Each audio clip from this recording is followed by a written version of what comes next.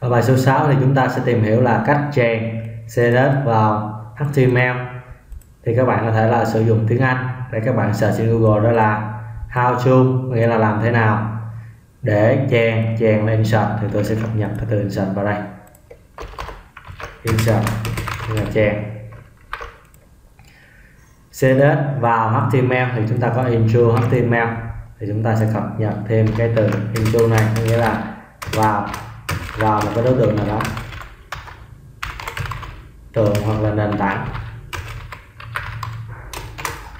như thế này. Thì chúng ta sẽ bắt đầu sử dụng cái từ khóa này, các bạn tìm kiếm trên Google. Thì tôi có thể là dịch lại ở đây, tiếng Anh ở đây, cách chèn CSS vào HTML, thì bạn sẽ search trên Google ở đây. Và chúng ta sẽ chọn website đầu tiên này.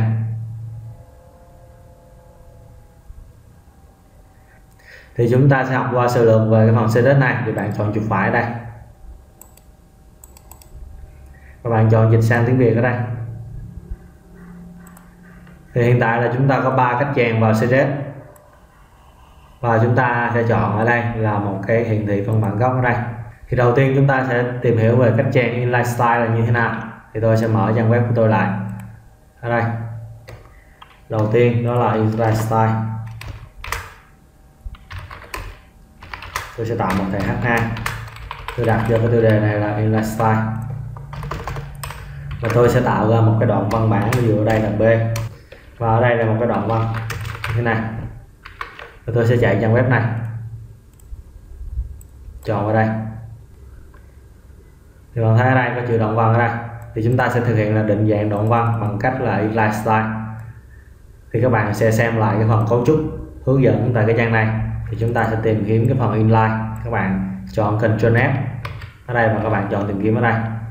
Thì chúng ta có một cái cấu trúc như thế này. Thì ở đây chúng ta có một cái thẻ H1, thẻ HTML, và chúng ta có một cái thuộc tính là style bằng, và có 2 dấu ngoặc kép như thế này. Thuộc tính style này thì được gọi là style attribute ở đây. Thì các bạn sẽ cập nhật cái thuộc tính này vào cái phần tiếng Anh của mình ở đây, style attribute. Thì tôi sẽ dịch lại cái phần này, thuộc tính phong cách. Tôi sẽ chọn copy ở đây, thuộc tính phong cách. Thì cái từ attribute này các bạn sẽ sử dụng thường xuyên hơn so với cái từ property ở đây. Thì chúng ta sẽ chuyển sang sử dụng cái từ attribute ở đây để định dạng CSS. Và chúng ta quay trở lại bài giảng của mình.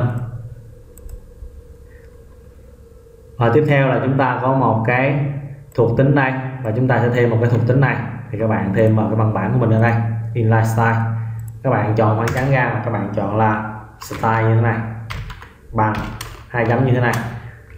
Và tiếp theo là chúng ta sẽ quay qua phần CSS. Thì những phần ở đây là các bạn thuộc về CSS, còn những phần bên ngoài này là thuộc về HTML. Thì chúng ta sẽ, đầu tiên là chúng ta sẽ chọn một cái thuộc tính color, có nghĩa là định dạng màu sắc cho nó. Thì ở đây các bạn chọn là color như thế này. Và các bạn chọn cấu trúc nó là blue, nghĩa là màu xanh, blue như thế này, màu xanh. Và chúng ta chọn save lại. Thì chúng ta sẽ chạy vào website này. Thì bạn thấy là cái văn bản của bạn đã biến thành màu xanh như thế này. Thì ở bài này là tôi sẽ hướng dẫn các bạn là thay đổi trực tiếp CSS thông qua một cái trình duyệt Chrome của mình. Thì các bạn chọn chuột phải vào đây, các bạn chọn kiểm tra. Trường hợp mà bạn không biết cái thuộc tính blue này thì chúng ta sẽ chọn vào cách này. Các bạn nhìn bên góc phần style của mình ở đây, các bạn chọn vào style đây, và bên đây các bạn chọn là element. Chúng ta sẽ chọn vào cái thuộc tính này, các bạn hover chuột vào đây. Các bạn muốn định dạng cho thuộc tính này, các bạn chọn vào đây. Thì các bạn sẽ thấy một cái phần filter element ở đây, các bạn có thể là chọn lại màu ở đây. Tôi sẽ nhấp chuột vào đây và tôi sẽ chọn lại màu sắc cho nó như thế này. Thì bạn sẽ thấy cái phần thay đổi màu sắc nó xuất hiện ở đây. Thì tôi sẽ chọn màu đỏ cho cái form này như thế này, và tôi tạm chọn ở ngoài này như thế này. Tôi chọn vào cái khung này như thế này, thì tôi sẽ có một cái màu như thế này, và tôi sẽ copy cái toàn bộ cái màu này lại. Tôi sẽ sao chép cái màu này và tôi sẽ dán vào đây. Tôi sẽ thay đổi 6 chuột luôn này, tôi dán vào đây như thế này. Tôi save lại thì tôi sẽ chạy vào website của mình như này. Lúc này là văn bản của tôi đã thay đổi thành màu đỏ như thế này. Và tiếp theo là bạn muốn thay đổi cái chữ này thành màu xanh thì bạn cứ chọn vào đây thôi, chọn kiểm tra. Và các bạn thấy ở đây nó có một cái thẻ H2 ở đây. và chúng ta sẽ chọn vào cái thẻ H2 này, các bạn chọn trực tiếp vào đây và các bạn qua phần element style đây, chúng ta sẽ chọn cho nó một cái đầu tiên, đó là một cái thuộc tính của CSS, đó là color. Các bạn nhấp chữ C ở đây nó sẽ xuất hiện chữ color và các bạn chọn 2 chấm.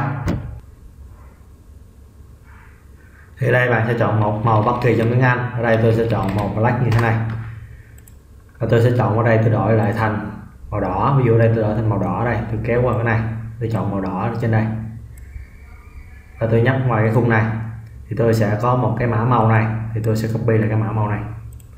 Thì bạn sẽ copy nguyên cái khung này cũng được, các bạn sao chép ở đây.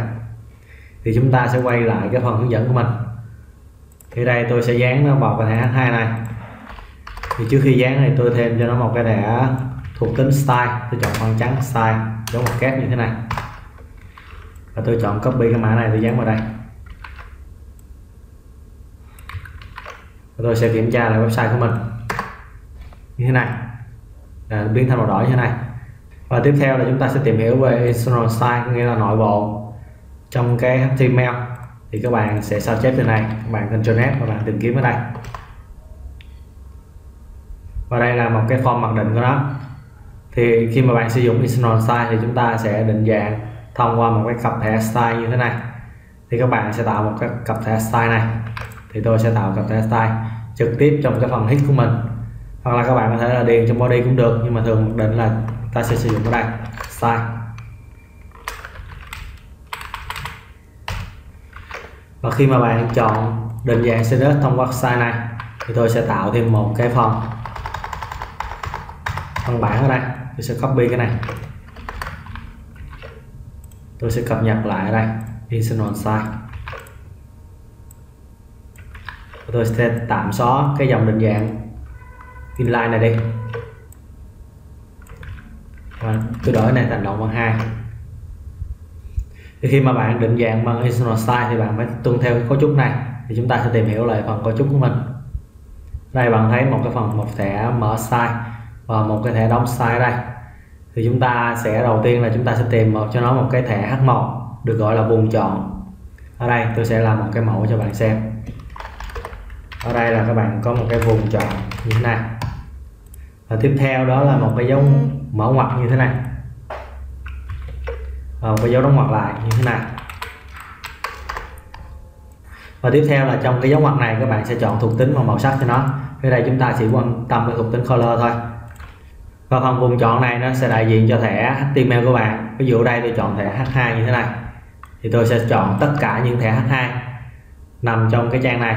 Ở đây có một thẻ H2 và đây một thẻ H2 và tôi sẽ cho nó một cái thuộc tính color như thế này. Các bạn chọn 2 chấm ở đây, chúng ta sẽ để cho nó một cái màu blue chẳng hạn. Tôi chọn chấm phẩy ở đây và tôi save lại. Tôi sẽ kiểm tra lại website của mình ở đây. Thì bạn thấy cái thuộc tính external style nó được thay đổi thành một cái màu xanh, màu blue như thế này. Thì chúng ta có hai cái thẻ H2 ở đây, nhưng mà màu xanh này nó chỉ thay đổi được một màu thôi. Thì đây là một cái thuộc tính ưu tiên. Khi mà trang web của bạn được tải thì nó sẽ chạy cái thẻ H2 này đầu tiên và nó định dạng H2 là cái màu như thế này, hai màu xanh. Và khi có một cái thẻ style đây, có nghĩa là nó thay thế định dạng, nó sẽ căn cứ vào cái màu color này, nó sẽ thay thế lại thành màu đỏ. Thì lý do đó nên bạn thấy ở đây nó vẫn là màu đỏ ở đây. Trường hợp mà bạn muốn loại bỏ cái thẻ ưu tiên này bằng cách là các bạn không xóa thẻ ưu tiên thì chúng ta sẽ thêm vào một cái thẻ H2 này một cái thuộc tính đó là important. Thì các bạn chọn vào đây, các bạn chữ important vào đây. Important có nghĩa là quan trọng, thì tôi sẽ cập nhật ở đây quan trọng như thế này. Bạn thêm một dấu chấm than và thêm chữ important vào đây thì chúng ta sẽ kiểm tra lại. Thì bạn thấy đây nó thay đổi thành màu xanh. Và trường hợp là bạn muốn ghi đè cái thuộc tính này thì bạn chọn important vào đây. Tôi chọn khoảng trắng ra important như thế này. Và tôi kiểm tra lại trang web của mình thì lúc này nó biến thành màu đỏ như thế này. Thì đây là một cái tính năng rất hay của CSS. Thì chúng ta sẽ qua phần số 3, đó là các bạn thêm bằng cách là external, có nghĩa là bên ngoài. External là bên ngoài. Chúng ta sẽ tìm thẻ này. Thì chúng ta có một cái phần example ở đây và bạn copy cái link này, như thế này, bạn sao chép và bạn sẽ thêm vào một cái thẻ hit của mình ở đây, thêm vào đây. Và tiếp theo là chúng ta sẽ tạo cho nó một cái đoạn văn số 3. Thì tôi sẽ tạo một đoạn văn số 3 như thế này. Tôi save lại và tôi kiểm tra lại. thì chúng ta sẽ thực hiện là định dạng cho cái thẻ external này bằng cách external. Thì đây bạn thấy một cái thuộc tính rel, một thuộc tính style, thì bạn không cần lưu ý hai thuộc tính này, cái này là mặc định rồi. Và chúng ta chỉ lưu ý cái phần href và giá trị của href thôi. Thì các bạn sẽ tạo ra một cái file mystyle.css ở đây, copy, và tôi sẽ tạo cái file này new text như thế này, tôi đặt tên là mystyle.css như thế này, tôi dọn dẹp và các bạn kiểm tra là website của mình. Và chúng ta sẽ chọn xem nguồn trang ở đây.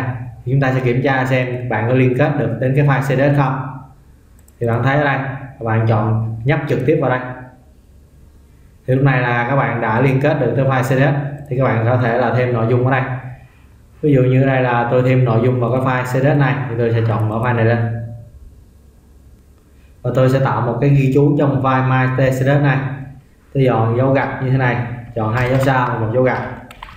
Phần này là ghi chú, phần này chỉ ghi chú là nó sẽ không được hiện ra. Thì các bạn có thể kiểm tra lại ở đây, nó sẽ hiện một cái ghi chú như thế này. Và trang web của bạn thì nó vẫn không thay đổi gì, nó vẫn liên kết nhưng mà nó không thay đổi gì, ghi chú ở đây. Thì chúng ta sẽ sử dụng một cái định dạng cho một cái thẻ H3. Các bạn thấy ở đây một cái thẻ H3, thì bạn sẽ chọn vùng chọn đó là một cái thẻ H3 ở đây. Chúng ta sẽ chọn thẻ H3 và một cặp dấu mở ngoặc và đóng ngoặc lại như thế này, các bạn enter. Và tôi sẽ định dạng cho chữ H3 này nó có một cái màu đỏ, thì tôi sẽ chọn ở đây, tôi chọn color 2 chấm risk và dấu chấm phẩy như thế này, và tôi chọn save lại như thế này. Và chúng ta sẽ kiểm tra lại website của mình. Cái này là bạn thấy là cái chữ external của bạn đã thay đổi ở đây. Thì bạn muốn định dạng cho cái đoạn văn 3 này nó màu vàng, ví dụ ở đây tôi chọn màu vàng thì tôi chọn thuộc tính vào đây, tôi chọn vào kiểm tra. Thì tôi sẽ chọn vào đây, tôi chọn một cái đoạn văn 3 này, thì bạn thấy nó xuất hiện nằm ở một cái thẻ B ở đây. Thì chúng ta sẽ thêm màu cho nó, ví dụ đây là một cái color. Tôi sẽ quay trở lại file CSS của mình, tôi chọn ở đây là một thẻ B và nó có màu vàng như thế này. Thì khi mà bạn định dạng như thế này, bạn kiểm tra lại website. Thì khi mà bạn làm mới website thì bạn thấy cái phần đoạn văn 2 ở đây nó màu vàng và đoạn văn 3 màu vàng, và bạn muốn đổi lại thành đoạn văn 2 thành một cái màu khác thì bạn sẽ thêm inline style CSS cho nó. Thì tôi sẽ quay trở lại cái file của mình, tôi chọn vào đây phần đoạn văn 2 ở đây, tôi sẽ thêm một cái thẻ style và tôi sẽ thêm một cái màu cho nó, ví dụ ở đây tôi chọn là một blue như thế này, tôi chọn save lại và tôi kiểm tra lại. Lúc này là bạn có một cái màu xanh như thế này. Thì ở bài này là xem như là bạn đã học được 3 cách định dạng CSS. Đầu tiên đó là inline, là các bạn là định dạng trực tiếp trong cái thẻ mở của HTML. Và phần thứ hai đó là external, là các bạn sẽ định dạng thông qua một cái cặp thẻ style như thế này. Và phần thứ ba đó là internal, các bạn định dạng ngoài một cái file style CSS này để các bạn dễ quản lý, và chúng ta sẽ liên kết đến cái file bằng cái cú pháp như thế này. Và tôi sẽ cập nhật cái từ internal vào đây, cập nhật vào đây bên ngoài. Và một thuộc tính important, đây là một cái thuộc tính ý nghĩa là quan trọng mà cũng rất quan trọng khi mà bạn định dạng website bằng CSS. Thì ở bài số 6 là chúng ta sẽ tạm kết thúc ở đây và hẹn gặp lại các bạn ở các bài sau.